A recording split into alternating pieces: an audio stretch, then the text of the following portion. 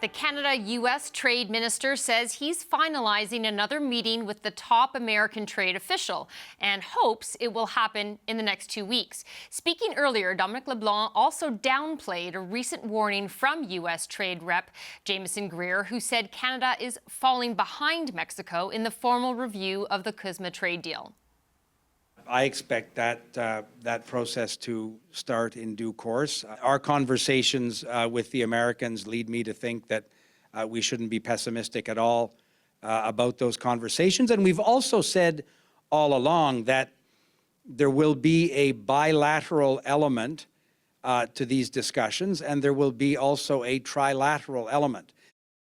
This week, a group of Ontario businesses are in Washington to advocate for renewing CUSMA, and they're joined by an Ontario minister who says he's meeting with senior Trump officials. Stephen Lecce is the Ontario Minister of Energy and Mines. Welcome to the show.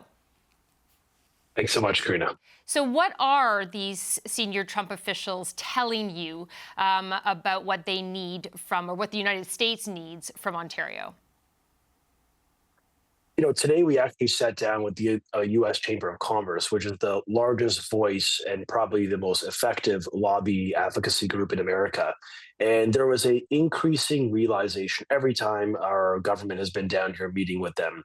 They recognize 9 million Americans woke up this morning depending on our relationship and our import and export relationship. They recognize that 99% of natural gas brought into America was from Canada, and the overwhelming amount of uranium, likewise nickel, 1.3 million homes powered by Ontario. The bottom line is they are, I think, getting to the recognition that Canada has much of what they need. And in a world of choices where China has the stranglehold on rare earths and critical minerals, we wanted to come back down and make that case, from our premier to myself to many other ministers who are unapologetically delivering that message straight to U.S. leaders that when they need access to reliable supply, they ought to look no further than our province and country. The USMCA deal, now that that's being, as the trade minister has said, it's getting reviewed. We think it's the perfect time to reaffirm our position and to stand up for our supply chains. Now, you mentioned the U.S. Chamber of Commerce. You're there with the Ontario Chamber of Commerce, and yet many people will say that really the person who makes the decisions on whether it's CUSMA or any other trade relation really is Donald Trump. So what impact do you think the meetings you're having will actually have when he is the ultimate decision maker in all of this? I think the president is focused on two metrics. The first is public opinion polls, and the second is the market. And the businesses that are represented by the U.S. Chamber have spoken quite loudly, and you see the impacts on the exchange, on a variety of destabilizing tactics and decisions of the president that have brought great havoc to the economy. I think those indicators, both the level of Republican and Democratic opposition to the tariffs, in addition to the instability in the global economy, the fact that his original impetus for these tariffs were to increase manufacturing in America, that has not been achieved.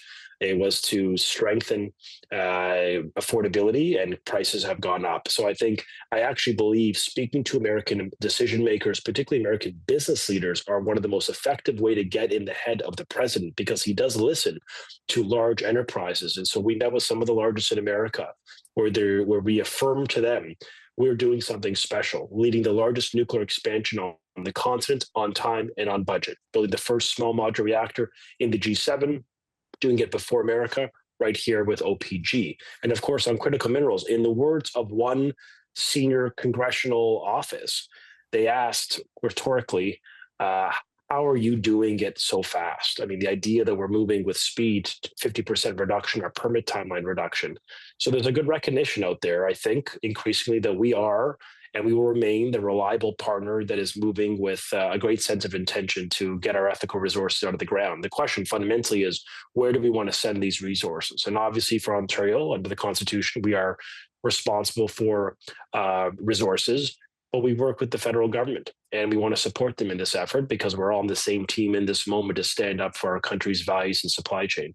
And I think it's important that provincial leaders, including the Premier of Ontario, Doug Ford, being in America himself over the next coming days, It's important that leaders hear us loud and clear, and that we take a team approach to our advocacy, and we be rather relentless and hawkish in getting in their face, reminding them of our positive profile, our shared values, and our capacity to scale with an integrated economy that has worked well for 100 years. Now, you mentioned critical minerals. Some of Ontario's critical minerals are important to the production of vehicles.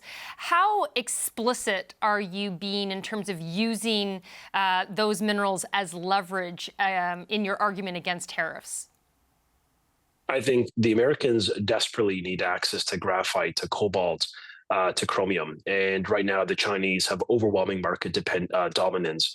When it comes to rare earths, the United States is still 93 to 95% dependent on China. And not ironically, they imposed export controls, limiting the ability of the sale of those essential minerals to build out their national defense apparatus and capabilities. It is a national security issue, not just an energy security concern. And so, yes, absolutely, we believe elevating the fact that we have massive amounts of extraction and processing taking place in Ontario. And when it comes to thinking downstream, we've just unlocked a plan to get the roads and the transmission lines into the Ring of Fire, which has significant access to rare earths and chromium, some of the largest global deposits on Earth.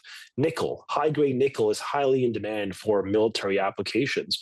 And nickel is dominated by China and Indonesia. 75% of that resource in Indonesia is owned by the Chinese. And so why would America want to be dependent on them when we have the Western world's largest deposit under our feet in Ontario? In fact, Ontario used our one project, one process accelerating permit authority on what's called the Crawford Nickel Mine. It's the Canada Nickel Company. It's the largest Western reserve known outside of Chinese control. And so we are determined to get these resources out of the ground in an ethical manner in partnership with First Nations. But I will tell you, being in the U.S., it's notable that leaders in this country, in the capital of DC, aspire for the speed, aspire for the sense of unity, and frankly are quite impressed with our capacity to move in the moment and to get our act together to build a national infrastructure that's important. And the SMRs, the fact that we're building 16,000 megawatts of nuclear power, net new power for 16 million homes. I'll give you the context. New York, which is a great economic power in the world, New York is committed to building 1,000 megawatts. We are building 16 times at scale. And so we're actually getting the attention of the world. They are turning to us as a source of how to do it right. We're not perfect, but we are committed to the cause of Canada. We're supporting our supply chains, and we're doubling down on our workforce. And I think that message is resonating in the United States. And obviously, more meetings tomorrow, we're going to take that case directly to administration leaders. Now, Premier Doug Ford is also headed to Texas this week, where he'll meet with Governor Greg Abbott, who is a Trump ally. How will Mr. Ford try to get Governor Abbott to push, in terms of having the president's ear, to push for a CUSMA renewal? Well, I think the premier has actually been on the phone with either governors, senators, or congressional members almost every week at this point, and Democrat and Republican. Remember where the puck is going. I mean, based on at least public opinion polling, one would reasonably conclude that the Republicans may face challenges in the fall. So the premier is, yes, very much engaged with the majorities in both houses, but he also recognizes bipartisan relationships matter, and it may be very fortuitous for the province. So he's been speaking to Democrats and Republicans. He's been leveraging his relationships in the Great Lakes and beyond. And I think his relationship has been very effective, a bit of that bad cop, good cop dynamic, if you will, that some people have remarked on. But the premier has been highly effective in U.S. media driving the message that America ought to look no further than a dependable Democratic ally in Canada. And that ultimately Canadians are seized with this concept of market diversification. So we're going to have to move, we're going to export our resources somewhere. And I think the premier has been very effective in reminding them that in the absence of getting the CUSMA deal settled and that review complete, that, often governments and likewise businesses will start to look to other markets, fast-growing markets for exports. And so I think the Americans get the point either they get their act together on the trade negotiation, or it could put in peril their ability to get safe and reliable supply of essential, not nice to have, the prerequisites to grow their economy, particularly for military and national security purposes. It's very serious to the U.S.